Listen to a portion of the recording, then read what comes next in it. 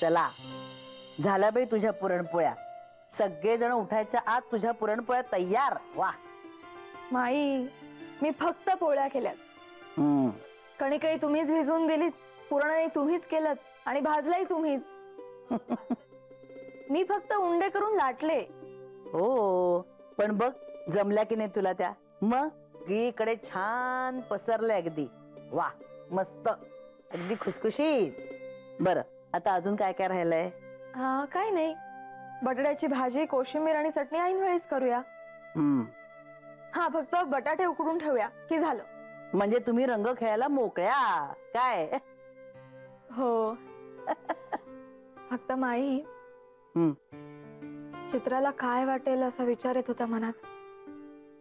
तिचं भांडणही झालंय मनोजशी आणि तापामुळे मलुलही झालीये. काही नाही, तुम्ही सगळे नॉर्मल वागा, होईल सगळं व्यवस्थित. थोड्या वेळी ती येईल तुमच्या, बरं वाटलं तर. नाहीतर मी आहेच की तिच्या बरोबर, काळजी नको करू. हो बाई. बरं जा तू तुझ्या तयारीला लाग. काय रंग खेळायचेत ना तुम्हाला. मी चहा करते तोपर्यंत, जा. हो आलेच.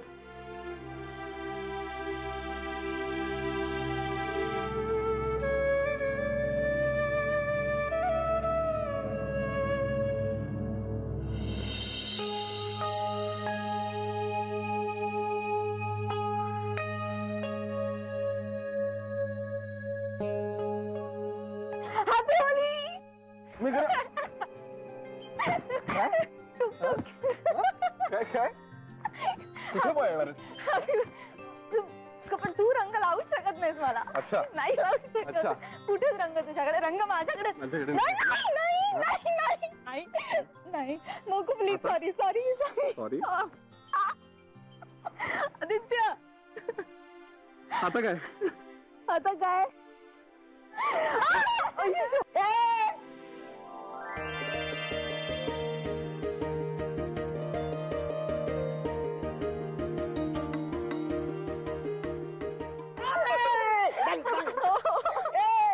नाही नाही बास बास पल्लव.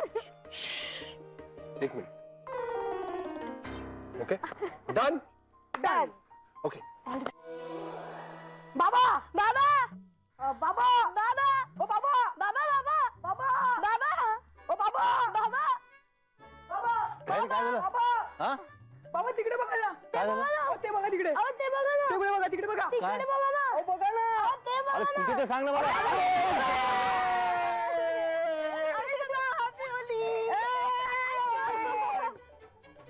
Happy Holy.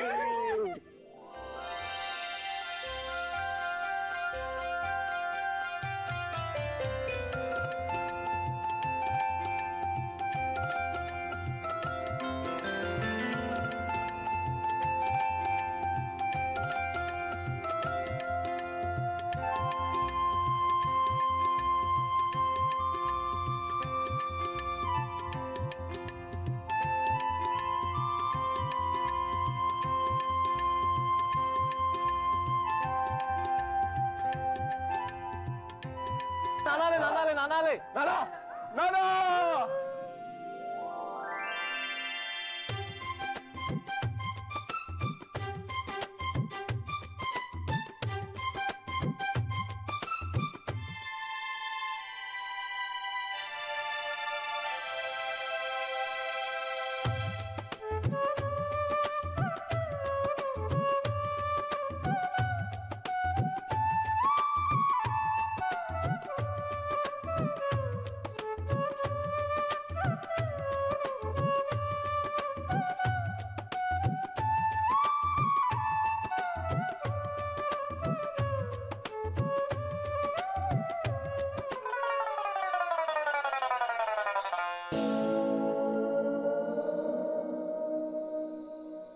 या या या नमस्कार.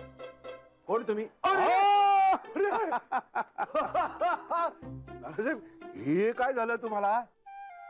अच्छा वॉकला बाहेर गेला होता, तिकडे पकडलं तुम्हाला. बरं झालं मी नाही गेलो बाबाजी, बरं झालं मी नाही गेलो, नाही तर माझी पण हीच अवस्था. हीच अवस्था. बरोबर रे नारायण. हा, सुरेशराव, आज रंगपंचमी, आज तुमची सुटका नाही. रंगवारी. थांबा थांबा, रंग द्या नानासाहेबांना लावू द्या. जय हो जय हो. घ्या, घ्या.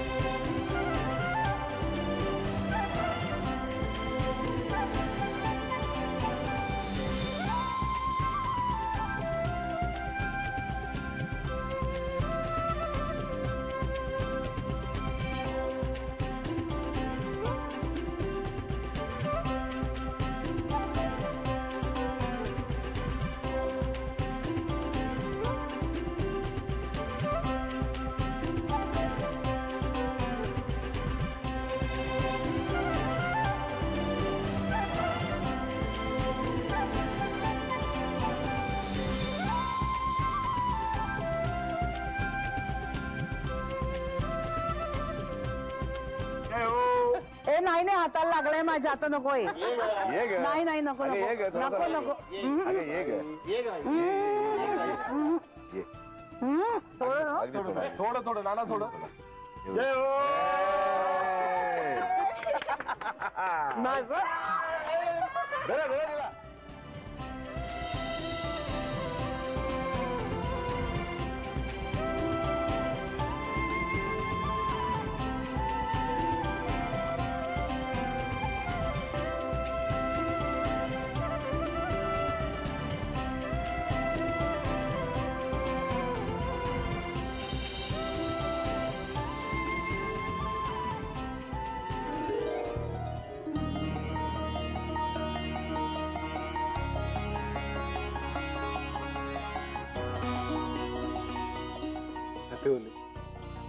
Happy Holy. आदित्य, आज खूप छान वाटतंय मला. आठवतंय तुला मागच्या रंगपंचमीला किती त्रास दिला होता मी तुला?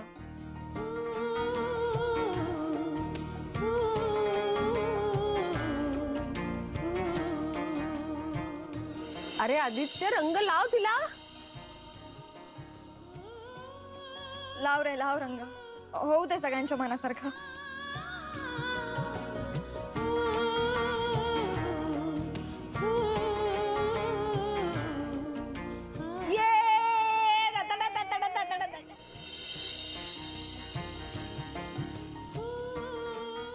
आठवत. आणि आता आता तुझ्या रंगात नाहून निघाली मी.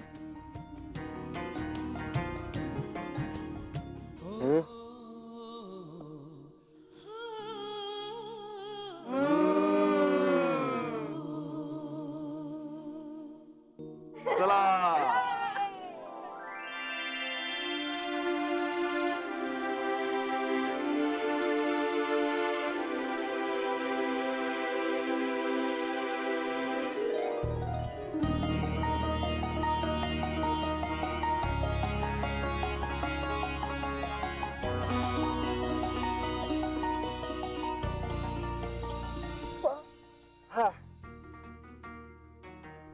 काय झालं?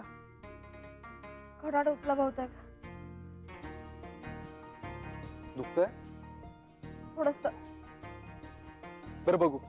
अरे ठीक आहे आदित्य.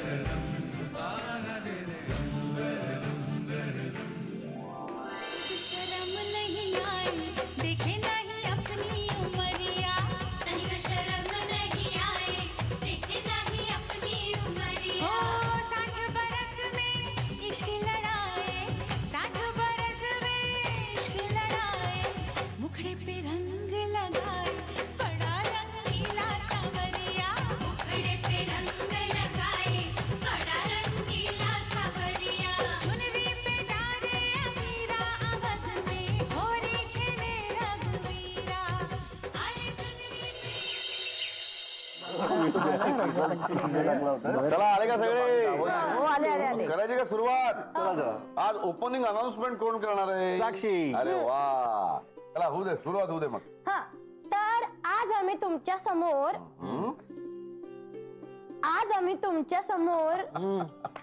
काहीतरी राहतंय. नाना आजोबा सांगा ना. सांग बरं, इथे कोण कोण आहेत?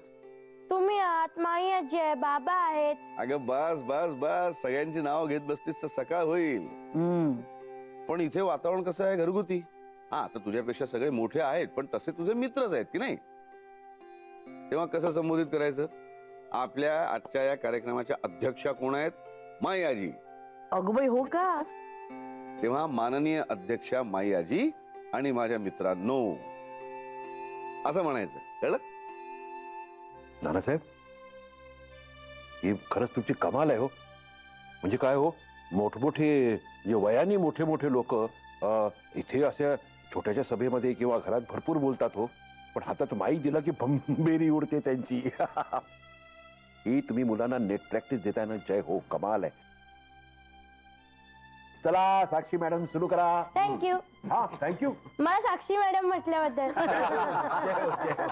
हा तर माननीय अध्यक्षा माई आजी आणि माझ्या मित्रांनो, आज रंगपंचमीच्या निमित्ताने आपण आपल्या देशांतर्फे एक रंगीत संगीत कार्यक्रम सादर करणार आहोत. या कार्यक्रमामध्ये सहभागी आहेत नाना आजोबा, मेघना काकू आणि सतीश काका. या तिघांखेरीज आणखी कोणाला आपली कला सादर करायची असल्यास त्यांनी काय करायचं? अध्यक्षांच्या परवानगीने. हा, अध्यक्षांच्या परवानगीने आपली कला सादर करावी. टाळ्या. तर सर्वप्रथम नाना आजोबा आपल्याला रंगपंचमीचं महत्व सांगतील. नाना आजोबा, टाळ्या. टाळ्या वेळा कसल्या वाजवत आहे? मी काय कोणी पुढारी आहे का? तर अगदी थोडक्यात रंगपंचमीचं महत्व सांगतो. प्रथेप्रमाणे रंगपंचमी खरं तर पंचमीला म्हणजे चैत्र वद्य पंचमीला साजरी करायची असते, पण आपल्या महाराष्ट्रामध्ये ती होळीच्या दुसऱ्या दिवशी म्हणजे धुलीवंदनाच्या दिवशी, धुळवडीच्या दिवशी साजरी केली जाते. ही रंगपंचमी वसंत ऋतूचं स्वागत करण्यासाठी साजरी करायची असते. पानगळीचा शुष्क रंगहीन ऋतू संपून सूर्याच्या उबदार किरणांसह वसंत ऋतूचं म्हणजे नवजीवनाचं, नवचैतन्याचं आगमन होत असतं आणि याचं प्रतीक म्हणूनच आपण होळी साजरी करायची असते. जुनं, वाईट, निगेटिव्ह सगळं होळीमध्ये जाळून टाकायचं आणि दुसऱ्या दिवशी रंगांची उधळण करून नव्यानं नवीन आयुष्याची सुरुवात करायची असते. झाडं वाचवण्यासाठी, निसर्ग वाचवण्यासाठी जी माणसं धडपड करतायत त्यांना आपण आपला पाठिंबा तर देऊ शकतो ना, एवढं तर निश्चित करू शकतो आपण. Yes sir. अहो तोच तर खरा वसंतोत्सव.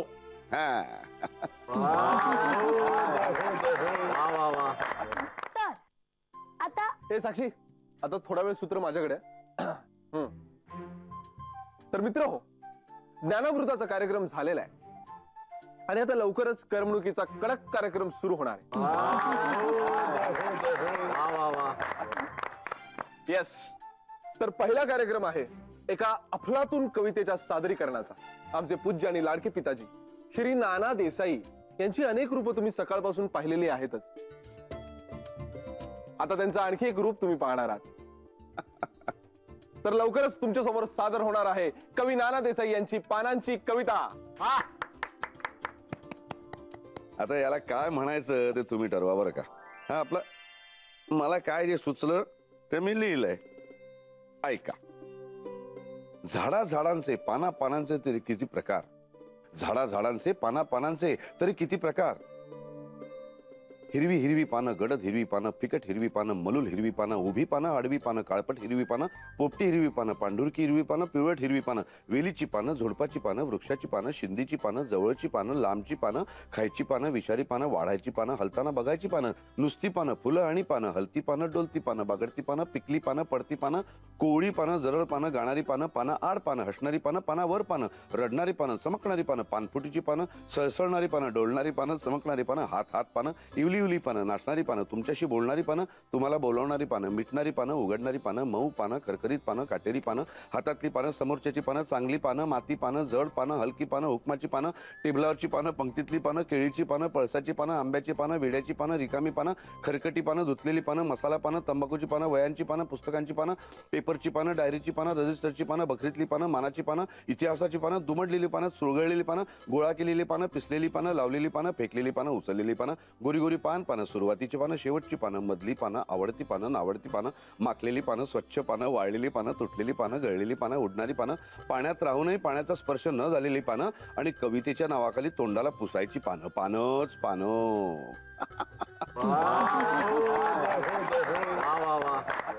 तर आता सादर होणारे सतीश काकांची हार्मोनियम. वा वा वा.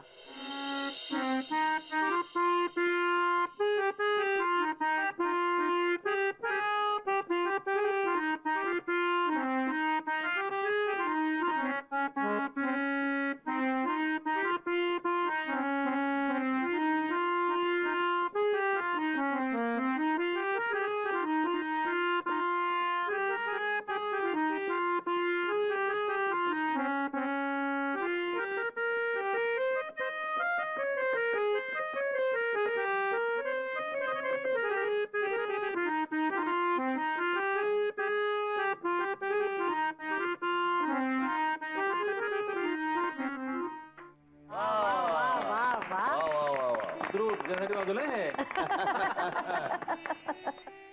हा पुढे काय?